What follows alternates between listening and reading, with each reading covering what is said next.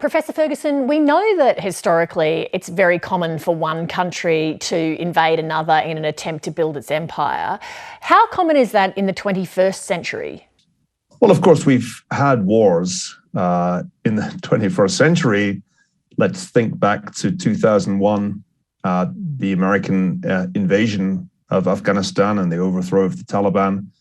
2003, the United States went into Iraq.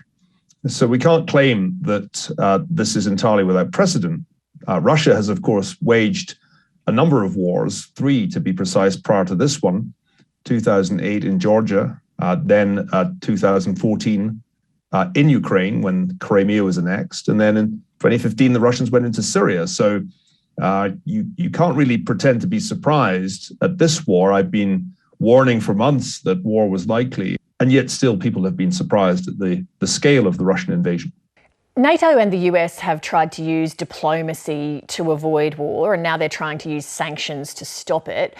How useful or otherwise will those tools be, given Putin's mindset and given his historic behaviour? There's a very clear lesson of history here, which is that if you use economic methods such as sanctions, they're highly unlikely to alter the course of a war once it's begun. It was also, I think, a great mistake on the part of the Biden administration to believe that they could deter Putin with sanctions. There was never, I thought, a situation in which the pain that was being threatened would be sufficient to put him off a military move that he'd clearly premeditated since last July, when he published his extraordinary article on the, quote, historic unity of the Russian and Ukrainian peoples. The only thing that would really check the trend in this war, which is, I think, towards a Russian victory — the Russians are only just getting started. They're only just moving their heavy armor into the vicinity of Kiev — is by military support. You have to get significant weaponry to the Ukrainians before it's too late. Why does Putin feel so strongly that Ukraine is Russian territory? You alluded to that essay that he wrote last year. Well, I think if one takes a historic view, it's the case that Ukraine became an integral part of the Russian Empire in the 18th century, following the reign of Peter the Great. It was an integral part of the Soviet Union. And so you can make the argument that it's inherently Russian, as Putin has made that argument. But in truth, if you go back any time before the 18th century, Ukraine had its own distinct identity. Moreover, Ukraine had a bid for independence at the end of the First World War. After 1917, Ukraine had a brief period of independence before the Bolsheviks imposed their rule. And what Putin is trying to do, whatever historical dressing up he does, is to crush the free will of the Ukrainian people, end their bid for independence. They've been independent, remember, since 1991, and drag them back into a Russian empire, which is clearly deeply undemocratic and despotic. And I do not blame the Ukrainian people for fighting for their freedom. I only wish we were giving them more support. What benefit does it deliver Vladimir Putin to have Ukraine as part of Russia's empire? I think it's more that there was a huge cost in the scenario that Ukraine succeeded in becoming a stable, Western-oriented democracy.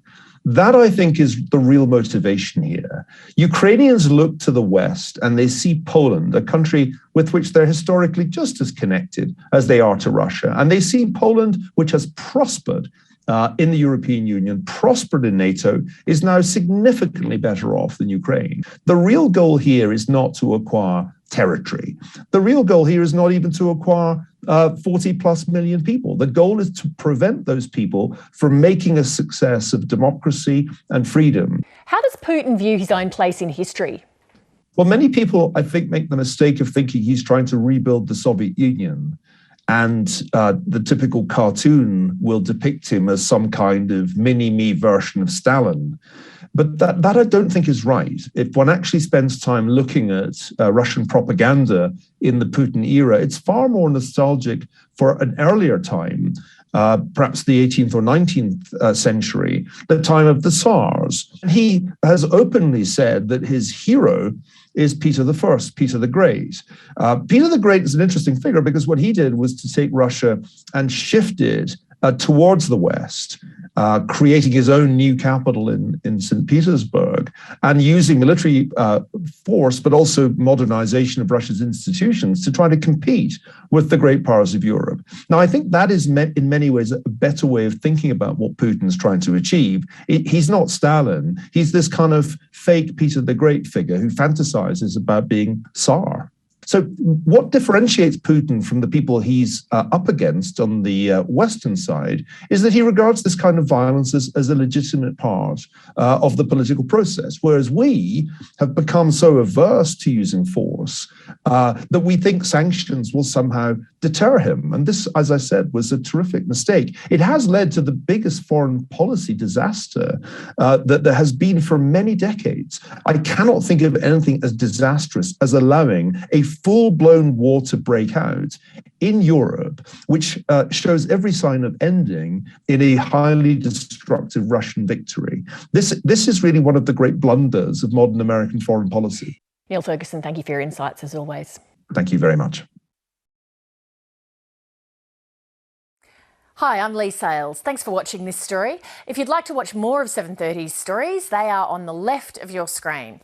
And tap on the button below to subscribe and get the latest from ABC News.